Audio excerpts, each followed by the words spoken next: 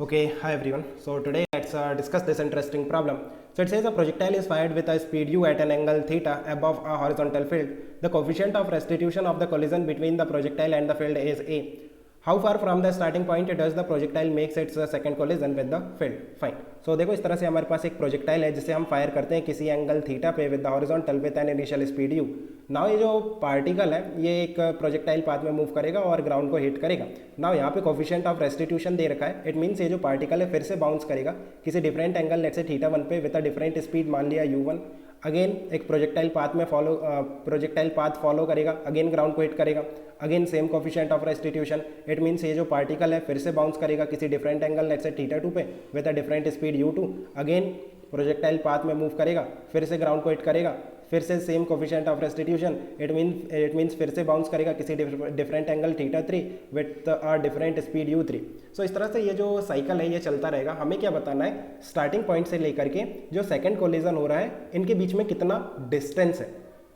एक काम करते हैं, रेंज के टर्म्स में बात करते हैं. सो जो फर्स्ट वाला प्रोजेक्टाइल मोशन है उसका रेंज हम r मान लेते हैं, सेकंड वाले का r1 डिफाइन कर लेते हैं, थर्ड वाले का r2, है ना. इस तरह से हम रेंज डिफाइन करते हैं. सो हमें वैल्यू निकालना है r प्लस r1 का. देखो कुछ भी पूछ सकता है, मे बी कि स्टार्टिंग पॉइंट से लेकर के जब थर्ड कोलिजन हो रहा है वहाँ का डिस्टेंस बताओ, means r plus r1 plus r2 का वैल्यू बताओ. सिमिलरली ही में आस्क कि जो सेकंड कोलिजन और थर्ड कोलिजन हो रहा है उनके बीच का डिस्टेंस बताओ, मीन्स r2 बताओ, है ना. और देखो एक चीज़ अगर आप नोटिस करो, सो r will be greater than r1 will be greater than r2. Means जैसे जैसे ये पार्टिकल प्रोजेक्टाइल पाथ में मूव करेगा इसका जो रेंज है ना वो कम होता जाएगा. हम बात करेंगे क्यों कम होगा. एक पॉइंट ऐसा भी आएगा जहाँ पे ये जो पार्टिकल है ना उसका रेंज जीरो हो जाएगा. रेंज जीरो होने का मतलब है कि आपका जो पार्टिकल है वो ग्राउंड पे स्लाइड करना स्टार्ट कर देगा या फिर रोल करना स्टार्ट कर देगा. So can you find out the distance, horizontal distance travelled by the particle before it starts rolling on the ground. Ground में रोल करने से पहले कितना हॉरिजॉन्टल डिस्टेंस ये ट्रैवल करेगा. इस तरह के क्वेश्चन इस कंसेप्ट पे फ्रेम हो सकते हैं. काफ़ी अच्छा क्वेश्चन है. सो इसे हम डिटेल में डिस्कस करेंगे. बाय द वे आप देखो जो कोलिजन हो रहा है between the particle and the ground, ये किस तरह का कोलिजन है, ये ऑब्लिक कोलिजन है.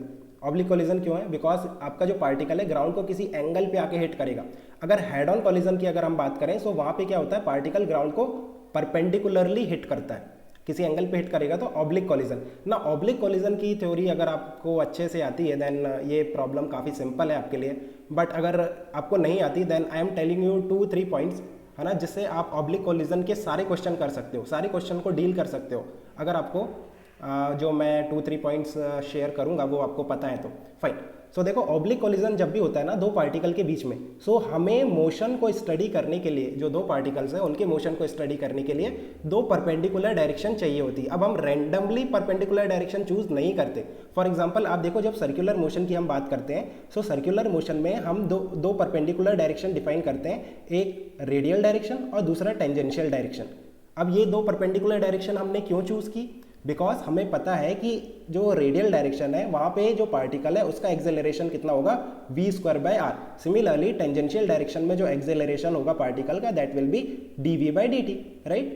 आप देखो प्रोजेक्टाइल मोशन की अगर मैं बात करता हूँ तो वहाँ पे हम जो डायरेक्शन चूज करते हैं दो परपेंडिकुलर डायरेक्शन, एक x डायरेक्शन और एक y डायरेक्शन. नाउ ये दो डायरेक्शन हम क्यों चूज करते हैं, बिकॉज x डायरेक्शन में एक्सेलरेशन हमेशा 0 होता है और y डायरेक्शन में एक्सेलरेशन हमेशा g होता है, डाउनवर्ड. सो हम रैंडमली कोई परपेंडिकुलर डायरेक्शन चूज नहीं कर सकते. उनका कुछ स्पेशलिटी होना चाहिए, हमें कुछ प्रॉपर्टी पता होनी चाहिए उन परपेंडिकुलर डायरेक्शन में, so that we can write some equation. So देखो यहाँ पे अगर मैं बात करूँ ऑब्लिक कोलिजन में, सो कोलिजन के टाइम पे पार्टिकल के बीच में एक इम्पल्स लगता है और you can say impulsive force लगता है. सो जिस डायरेक्शन में इम्पल्सिव फोर्स लग रहा है ना, एक डायरेक्शन हम वही चूज करेंगे जिस डायरेक्शन में आपका इम्पल्सिव फोर्स लग रहा है बिटवीन द टू पार्टिकल्स. और दूसरा डायरेक्शन कौन सा होगा, of course that will be perpendicular to the impulsive direction. अब जिस डायरेक्शन में इम्पल्स लग रहा है उसे हम कहते हैं लाइन ऑफ इम्पल्स का डायरेक्शन, और जो सेकंड वाला है that is perpendicular to the line of impulse. Now इनका क्या प्रॉपर्टी है, जिस डायरेक्शन में लाइन ऑफ इम्पल्स है उसी डायरेक्शन में इम्पल्स है, और इम्पल्स के डायरेक्शन में ही पार्टिकल में डिफॉर्मेशन एंड रिफॉर्मेशन का प्रोसेस होता है. कोलिजन के टाइम पे जो डिफॉर्मेशन एंड रिफॉर्मेशन होता है ये हमने डिटेल में डिस्कस किया था, राइट, किसी प्रीवियस वीडियो में. और जहाँ पे डिफॉर्मेशन और रिफॉर्मेशन होगा वहीं पे हम डिफाइन करते हैं E, coefficient of restitution. E को हम डिफाइन करते हैं in terms of deformation and reformation, right. So E का जो डायरेक्शन होगा that will be line of impulse का डायरेक्शन। मीन्स अगर आप ई को इस तरह से लिखते हो velocity of separation upon velocity of approach, so ये जो वेलोसिटी ऑफ सेपरेशन है और वेलोसिटी ऑफ अप्रोच है ये किस डायरेक्शन में होंगे, लाइन ऑफ इम्पल्स के डायरेक्शन में। अब हम परपेंडिकुलर डायरेक्शन की बात करते हैं। जो लाइन ऑफ इम्पल्स का परपेंडिकुलर डायरेक्शन है उस डायरेक्शन में हम मोमेंटम कंजर्व कर सकते हैं, बिकॉज उस डायरेक्शन में इम्पल्स का कोई कंपोनेंट नहीं होगा। इम्पल्स क्या है, चेंज ऑफ मोमेंटम। अगर इम्पल्स का कोई कंपोनेंट नहीं है उसके परपेंडिकुलर डायरेक्शन में, सो उस डायरेक्शन में हम मोमेंटम कंजर्व कर सकते हैं। लेट मी टेल यू, जब भी पार्टिकल है ना ऑब्लिक कोलिजन हो रहा है, इनिशियल स्पीड u1 u2 आपको पता होगी, फाइनल स्पीड v1 v2, है ना। सो आप सबसे पहले क्या करना है, इम्पल्सिव फोर्स चेक करना और दो परपेंडिकुलर डायरेक्शन, एक तो इम्पल्सिव फोर्स का डायरेक्शन और दूसरा उसका परपेंडिकुलर डायरेक्शन, राइट। और हमें क्या करना है, जितनी भी वेलोसिटी है u1 u2 v1 v2 सभी की कंपोनेंट ले लेना है इन दो परपेंडिकुलर डायरेक्शन में। उसके बाद हम दो इक्वेशन किस तरह से लिखेंगे, E is equal to velocity of separation upon velocity of approach. और ये जो सेपरेशन और अप्रोच वाली वेलोसिटी है ये वेलोसिटी का कंपोनेंट है अलोंग लाइन ऑफ इम्पल्स, है ना। और जो बचा हुआ डायरेक्शन है परपेंडिकुलर डायरेक्शन, उस डायरेक्शन में हम मोमेंटम कंजर्व करेंगे, means initial momentum is equal to final momentum. Let me take an example so that you can understand it better. Before that, let me summarize. क्या करना है oblique collision में, सबसे पहले आपको इम्पल्सिव फोर्स को identify करना है, उसका डायरेक्शन आइडेंटिफाई करना है, और जो डायरेक्शन होगा इम्पल्सिव फोर्स का वही आपका लाइन ऑफ इम्पल्स होगा, और उसका जो परपेंडिकुलर डायरेक्शन होगा that is perpendicular to the line of impulse. So इस तरह से दो परपेंडिकुलर डायरेक्शन हमें मिल जाएंगे। उसके बाद कोफिशिएंट ऑफ रेस्टिट्यूशन हम डिफाइन करेंगे लाइन ऑफ इम्पल्स के डायरेक्शन में और मोमेंटम कंजर्व करेंगे उसके परपेंडिकुलर डायरेक्शन में। सो एक स्टैंडर्ड केस की बात करते हैं। देखो ये स्टैंडर्ड केस है जहाँ पे आपका जो बॉल है वो ग्राउंड को हिट कर रहा है with some initial speed u at an angle theta, और फाइनली ये स्पीड v से मूव करेगा कोलाइड करने के बाद किसी डिफरेंट एंगल फाई पे।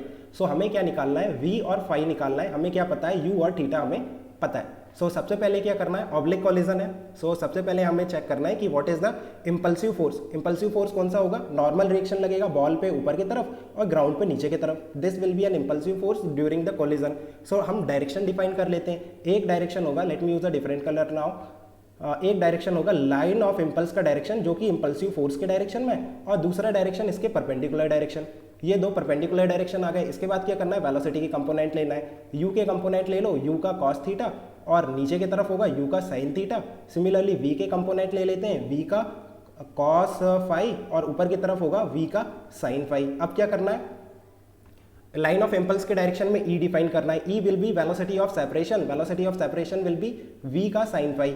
सिंपल, यहाँ पे देखो काफ़ी सिंपल हो जा रहा है क्योंकि जो ग्राउंड है वो मूव नहीं कर रहा है। अगर ग्राउंड की जगह कोई दूसरा पार्टिकल होता जो मूव करता तो वेलोसिटी ऑफ सेपरेशन हम किस तरह से लिखते, लाइन ऑफ इम्पल्स के डायरेक्शन में जो वेलोसिटी ऑफ सेपरेशन आ रही है दोनों की, है ना।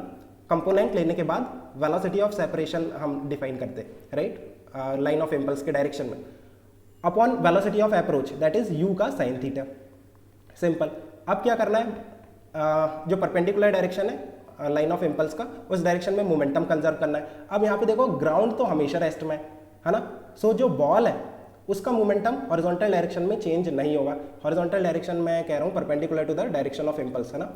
सो इस डायरेक्शन में बॉल का मोमेंटम चेंज, अगर दो पार्टिकल होते ना तो दोनों का हम मोमेंटम लेते, means p initial of the system is equal to p final of the system, किस डायरेक्शन में, perpendicular to the direction of line of impulse.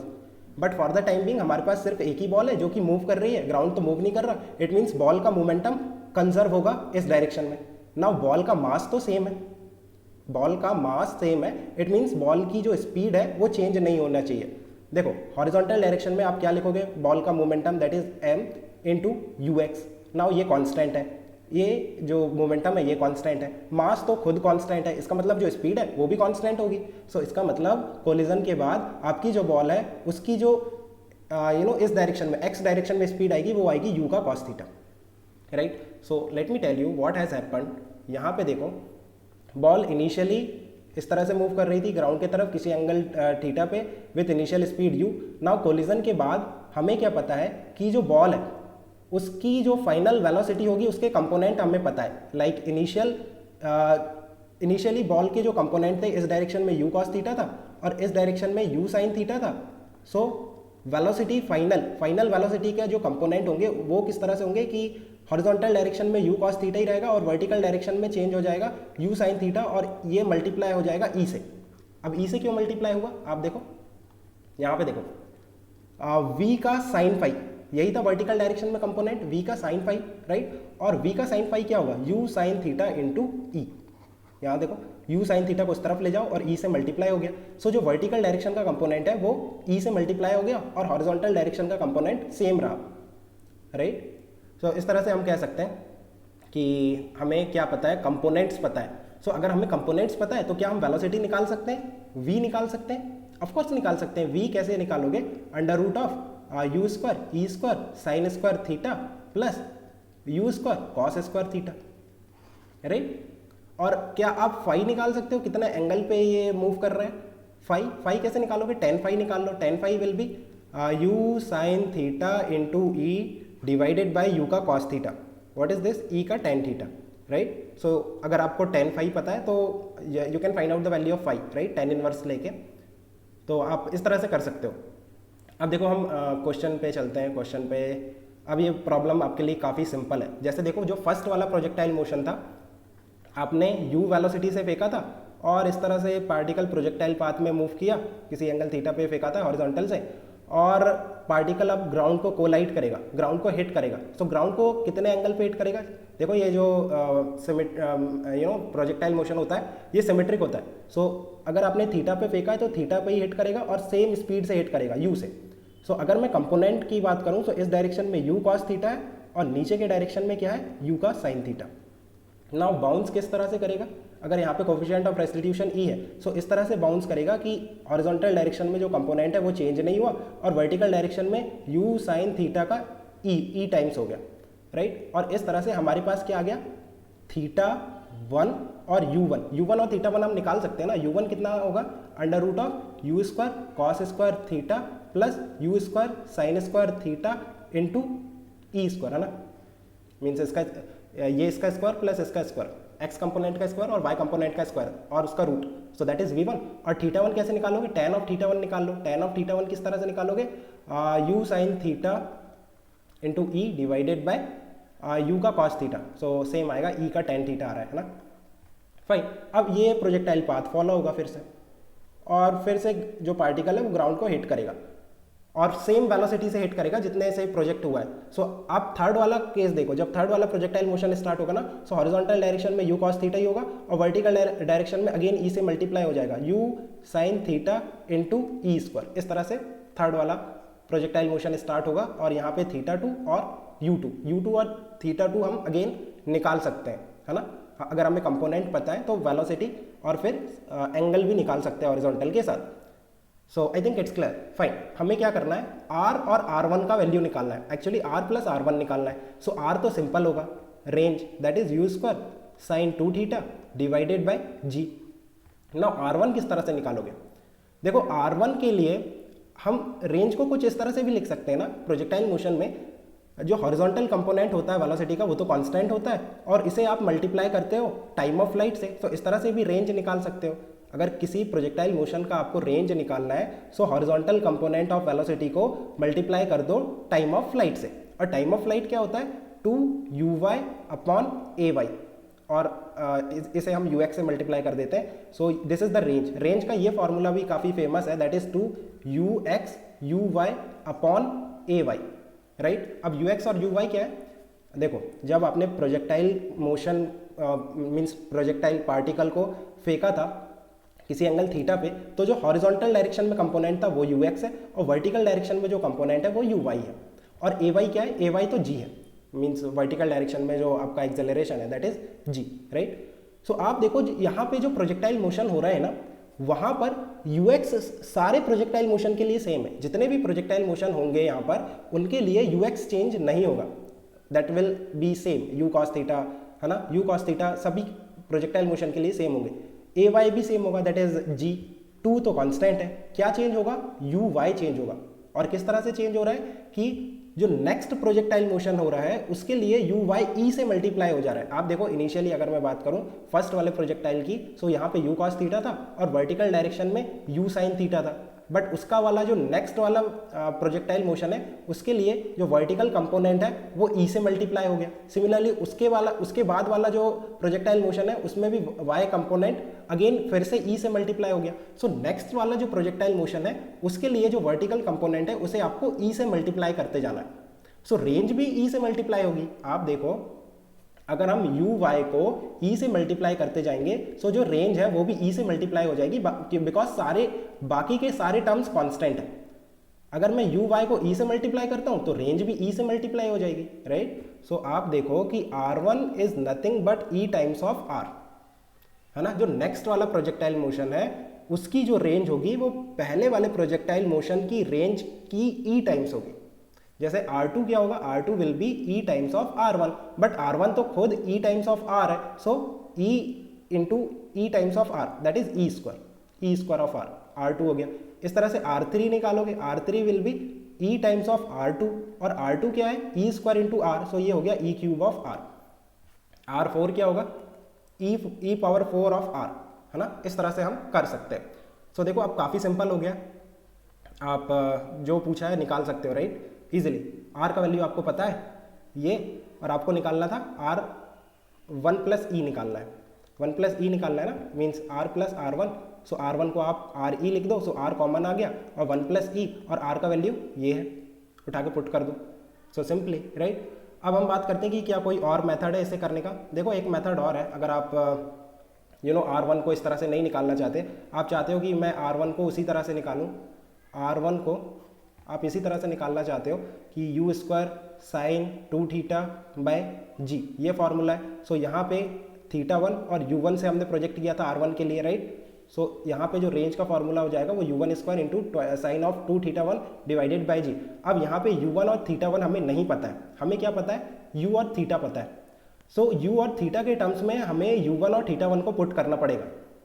सो किस तरह से करेंगे, आप देखो हमें कंपोनेंट्स पता देना वेलोसिटी के कि ये जो u1 है इसके हॉरिजॉन्टल डायरेक्शन में कंपोनेंट u cos थीटा है और वर्टिकल डायरेक्शन में ई यू साइन थीटा है, राइट, और ये एंगल θ1 है।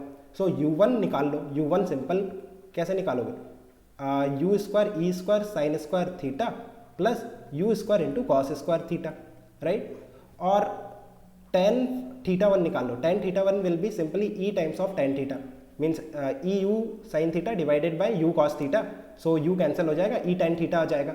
नाउ ये जो u1 है इसे यहाँ पुट कर दो, और जो थीटा है θ1 है, अब देखो साइन 2 θ1 को आप लिख लो 2 sine θ1 into cos θ1। Now sine θ1 और कॉस θ1 का वैल्यू हमें पता है, किस तरह से पता है, अगर आपको tan θ1 पता है सो इस तरह से ट्रायंगल ड्रॉ करो, ये एंगल θ1 है और ये साइड ई tan थीटा है और ये साइड 1 है, और हाइपोटेनियस हो जाएगा e square tan square theta plus 1। अब यहाँ से साइन थीटा और कॉस थीटा का वैल्यू निकाल लेंगे और यहाँ पे पुट कर देंगे और फिर इसे सॉल्व कर लेंगे। सो फाइनल आंसर क्या आने वाला है, ई टाइम्स ऑफ आर, और आर मीन्स ये जब आप फाइनली सॉल्व करोगे तो ये आएगा आपका u square sine 2 theta divided by g, है ना। So I think it's clear.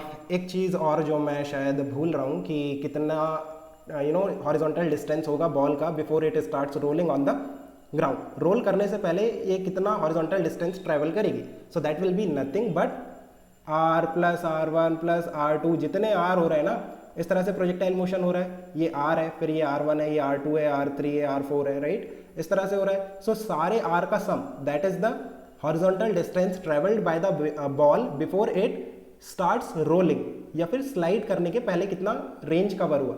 सो देखो r plus R1 is RE plus R2 is RE square plus R into E cube, इस तरह से होगा। अब यहाँ से r कॉमन निकाल लो, 1 plus E square plus E cube, इस तरह से सीरीज बन गई। अब ये कौन सी सीरीज है, ये है geometric progression. What is the infinite sum of a GP, infinite terms का sum of a GP that is a upon 1 minus r. A क्या है, 1 upon 1 minus r into r, means ये जो ये r है ना, ये रेशियो वाला r है ना। So I think you have understood. Let me know if you still have any confusion, we can discuss further. Okay guys, keep working hard, best of luck, bye.